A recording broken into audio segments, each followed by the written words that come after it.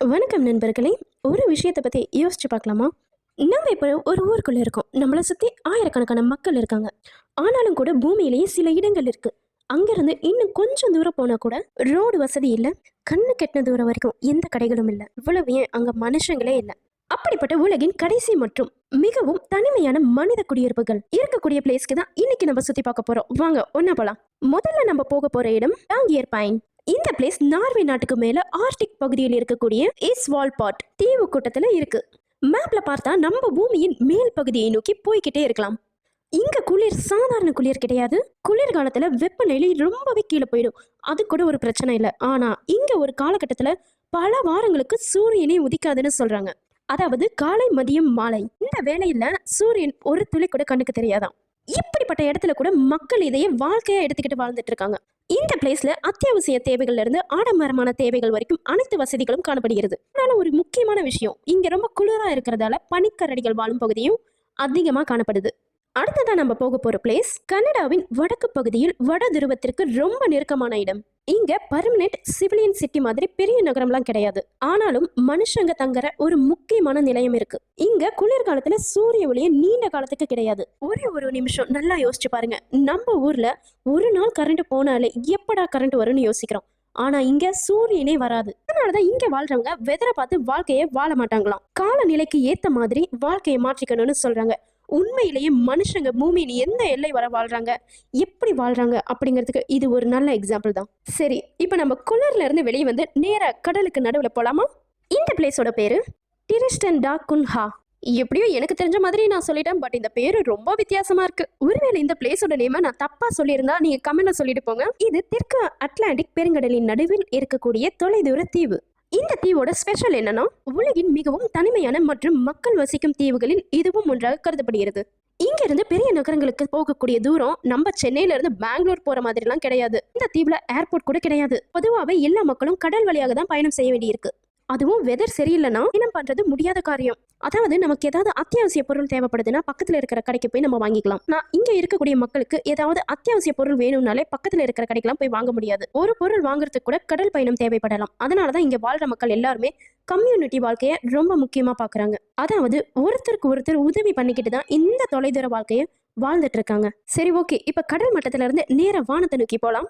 பேரு நாட்டுல இருக்கக்கூடிய லாரின் கோனடா.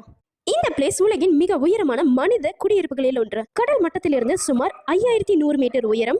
நம்ம ஊர்ல ஒரு மலைக்கு மேல போயிட்டு அடடா இங்க காத்து நல்லா இருக்கேன்னு சொல்லுவோம். ஆனா இங்க காத்துல ஆக்சிஜன் ரொம்ப குறைவா இருக்கும். அதனால வெளியூர்ல இருந்து இந்த ஊருக்கு போறவங்களுக்கு உடம்பு அட்ஜஸ்ட் ஆகவே ரொம்ப நேரம் ஆகுதாமா. ஆனா இந்த பிளேஸ்ல ஆயிரக்கணக்கான மக்கள் வாழ்றாங்க. அதுக்கான முக்கிய காரணம் இங்க தங்கச்சுரங்க வேலை அதிகம். இங்க கடுமையான சூழ்நிலை இருந்தாலும் கூட வேலைக்காக மக்கள் அங்கதான் வாழ்ந்துட்டு இருக்காங்க. சுத்திலும் பனி, காற்றும் குறைவு, கடுமையான வாழ்க்கை. இது எல்லாத்தையுமே தாண்டி மனிதர்கள் இந்த பிளேஸ்ல அவங்களோட வாழ்க்கையை உருவாக்கி இருக்காங்க. அடுத்ததான் நம்ம ஒரு சுவாரஸ்யமான இடத்துக்கு போலாமா? இதுதான் அர்ஜென்டினா நாட்டின் தெற்கு பகுதியில் இருக்கும் நகரம்.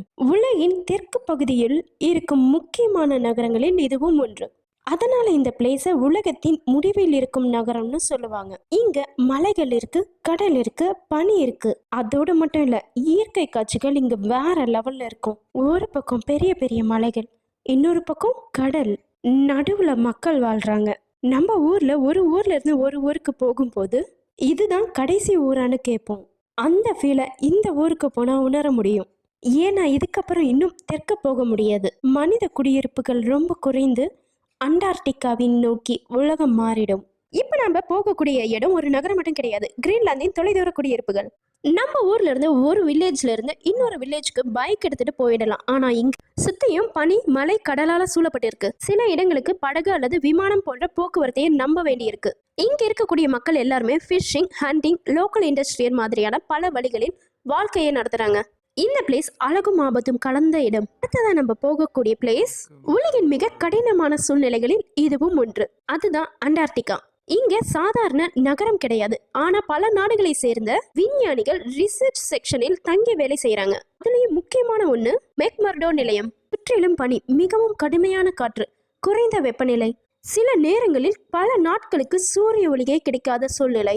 இங்க வாழ்றது சுற்றுலா போற மாதிரி கிடையாது. ஒவ்வொரு பொருளையுமே திட்டமிட்டு பயன்படுத்தணும். உணவு, எரிபொருள், மருத்துவ வசதி எல்லாமே முக்கியம். இவ்வளவு கஷ்டமான சூழ்நிலையில கூட விஞ்ஞானிகள் ரிசர்ச் பண்ணிட்டு இருக்காங்க. இந்த விஞ்ஞானிகளுக்கெல்லாம் நம்ம சேனல் சார்பா பெரிய சல்யூட். சரி நண்பர்களே, இந்த பயணத்துல நம்ம பார்த்த இடங்களுக்கெல்லாம் ஒரு விஷயம் காமன் தான்.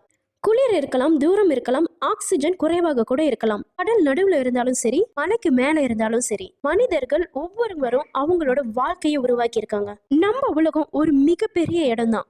நம்ம வாழ்ற இடத்துக்கு வெளியே இன்னும் எவ்வளவு வித்தியாசமான, அழகான மற்றும் ஆபத்தான இடங்கள்லாம் இன்னும் எவ்வளவு இருக்குன்னு தொடர்ந்து பார்க்கலாம். இந்த வீடியோ உங்களுக்கு பிடிச்சிருந்தா ஒரே ஒரு லைக் பண்ணிட்டு சேனலை சப்ஸ்கிரைப் பண்ணிட்டு எங்களுக்காக சப்போர்ட் பண்ணுங்க ப்ளீஸ். உங்களோட ஒவ்வொரு லைக்கும் சப்போர்ட்டும் தான் எங்களை அடுத்த உலக பயணத்துக்கு கூட்டிட்டு போகும். உலக பயண சேனலை மறக்காம சப்ஸ்கிரைப் பண்ணிட்டு போங்க. அடுத்த பயணத்துல மீண்டும் சந்திப்போம். நன்றி, வணக்கம். தேங்க்யூ ஃபார் வாட்சிங். Thank you for supporting.